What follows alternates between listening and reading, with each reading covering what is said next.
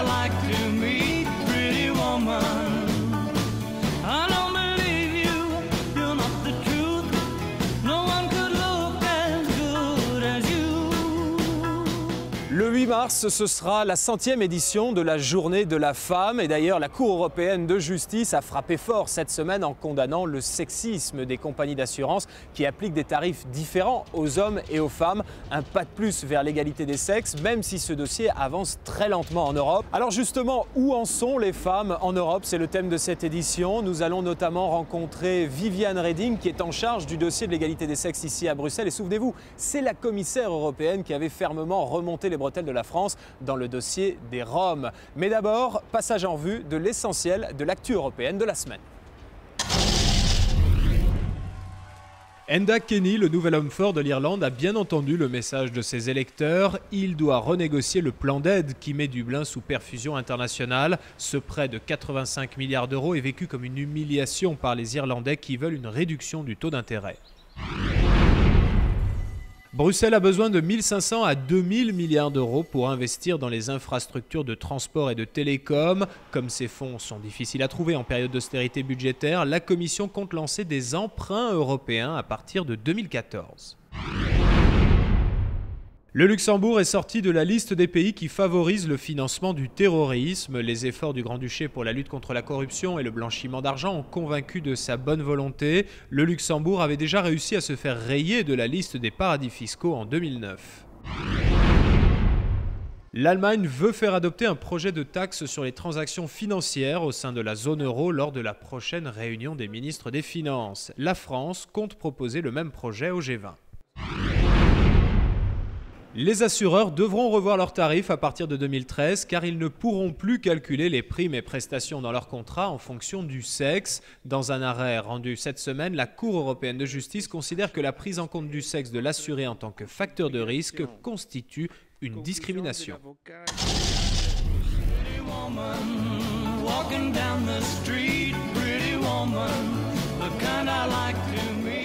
Place maintenant au dossier de ce magazine. En vue de la 100e édition de la Journée de la femme ce mardi 8 mars, nous avons souhaité faire un petit état des lieux de la parité homme-femme en Europe. À travail égal, les femmes gagnent-elles autant que les hommes? Non, l'écart de rémunération dans l'Union européenne est de 18%. C'est lié à la conciliation entre la vie privée et professionnelle, c'est-à-dire que si on n'a pas une famille, si on décide de passer, de mettre en priorité sa carrière, là, il y a moins de problèmes. Mais le fait est que pour les femmes, si elles prennent beaucoup de pauses carrière pour élever les enfants, par exemple, là aussi, elles voient leur salaire diminuer ou pas augmenter, en tout cas à un même taux que les hommes. C'est ce week-end que l'on célèbre la journée de l'égalité salariale. En fait, en raison de l'écart des salaires, pour arriver à une rémunération équivalente à celle des hommes pour l'année 2010, les femmes devraient travailler toute l'année 2010 plus début 2011 jusqu'à ce samedi 5 mars. Dans les entreprises européennes, seuls 3% des femmes sont assises dans le fauteuil du PDG. L'Europe du business reste un univers masculin. Dans les conseils d'administration, il n'y a que 12% de femmes. La France est en retard sur ce chiffre avec moins de 10%, mais elle s'est fixé l'objectif de 40% d'ici à 2020. La plus grande responsabilité est certainement des hommes qui, je dis encore, pratiquent un certain machisme et qui refusent peut-être aux femmes l'accessibilité à des postes à haute responsabilité. Pour être honnête, au début, il y a quelques années, j'étais contre les quotas pour les femmes, parce que pour moi, c'était une façon méprisante de les soutenir. Aujourd'hui, en revanche, je suis pour ces quotas. Je suis pour parce que ça permet de donner leur chance aux femmes. Mais surtout, je crois qu'il est très important de faire en sorte que les enseignants apprennent aux jeunes Européens à ne pas développer des stéréotypes sexistes. Donc le plus important, ça reste l'éducation des jeunes. E la formazione dei giovani. Les stéréotypes sexistes, justement, ils restent très présents en Europe. Ces dernières semaines, des centaines de milliers de femmes se sont rassemblées, en Italie notamment, pour défendre la dignité de la femme et dénoncer l'image indécente qu'en donnent, selon elles, les mœurs du chef du gouvernement, Silvio Berlusconi. C'est une chose qui est absolument nouvelle dans la vie politique italienne. C'est que 7 millions de personnes ont été guidées par des femmes. Et toutes les personnes, ils sont venus pour dire que la dignité des femmes, le respect pour les efforts des femmes doit être une part de la culture nationale. Et si les hommes ne décident pas, les classes dirigeantes ne décident pas de le dire, maintenant nous devons le dire. Alors une question se pose, le respect de la dignité de la femme ou la promotion de l'égalité des sexes, est-ce uniquement un combat de femmes ? Et je regrette d'ailleurs que dans ce Parlement, je suis un des 4 hommes membres de la commission femmes. Nous sommes 60 membres, il y a 56 femmes et 4 hommes. C'est un déséquilibre, je le regrette parce que c'est un combat qui est aussi à mener par les hommes. Alors le point positif, c'est qu'il semble y avoir beaucoup de femmes élues au Parlement européen. Un Européen sur 2 est une femme. Alors est-ce que c'est du 50-50 dans les hémicycles européens ? Est-ce qu'il y a 50-50 ? Pratiquement nulle part.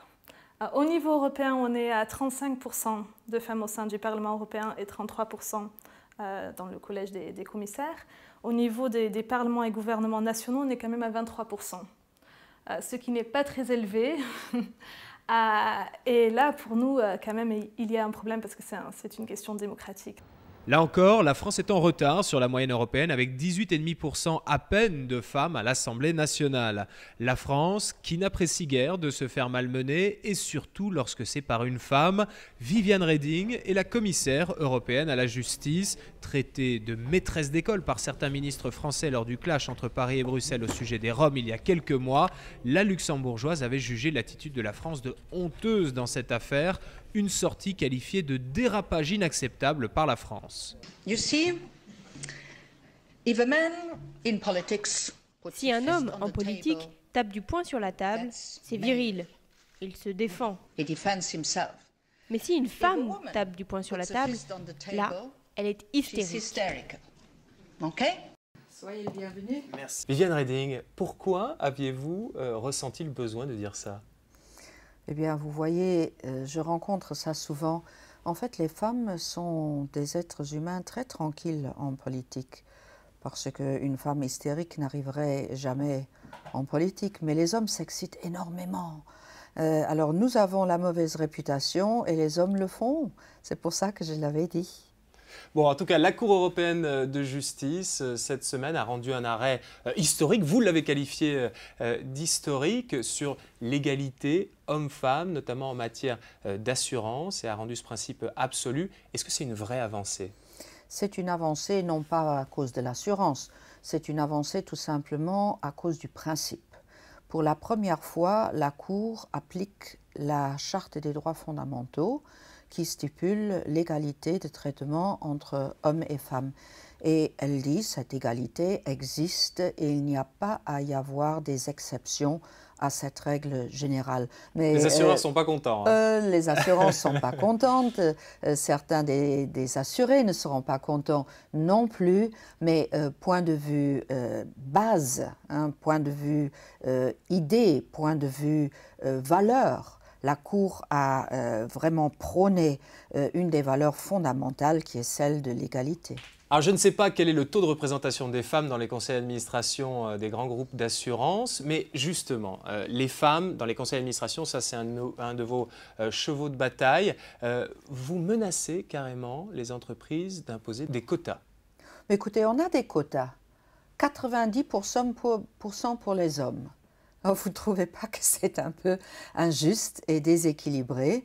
Ce que je veux, ce n'est pas des quotas. Ce que je veux, c'est une représentation équilibrée des hommes et des femmes dans les instances de décision. En politique, on est en train d'y arriver lentement mais sûrement. Là où ça n'avance pas du tout, c'est dans les entreprises. Et pourtant, 60% de ceux qui terminent l'université avec un diplôme, ce sont des femmes. Alors, en une université, elles arrivent à faire des diplômes et puis hop, tout d'un coup, elles sont perdues en route.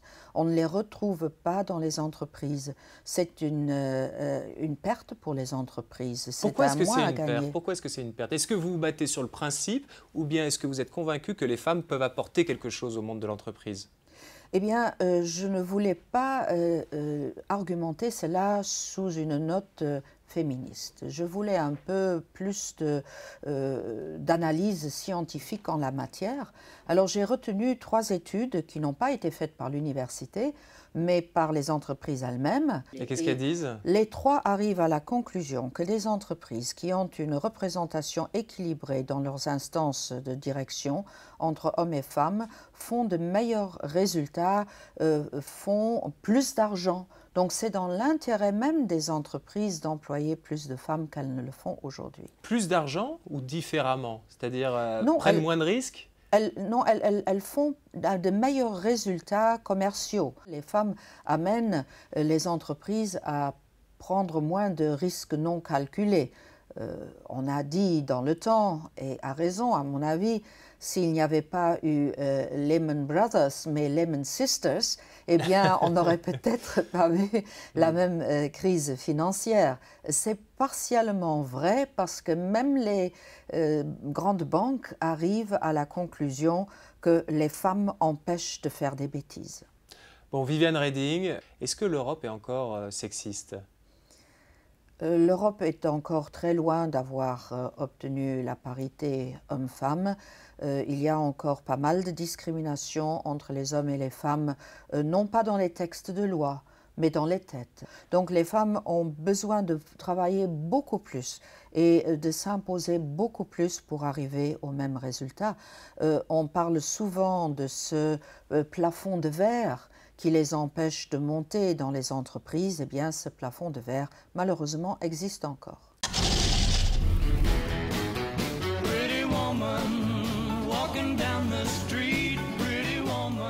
Voilà, c'est la fin de cette édition qui a été réalisée avec Cécile Verrier et François Declercq. N'hésitez pas à nous envoyer un message. Notre adresse email europe@bfmtv.fr. Vous pouvez également consulter cette émission en podcast sur le site internet de la chaîne. Rendez-vous le week-end prochain, samedi 11h45, dimanche 16h45 pour une nouvelle édition de La Faute à Bruxelles sur BFM TV.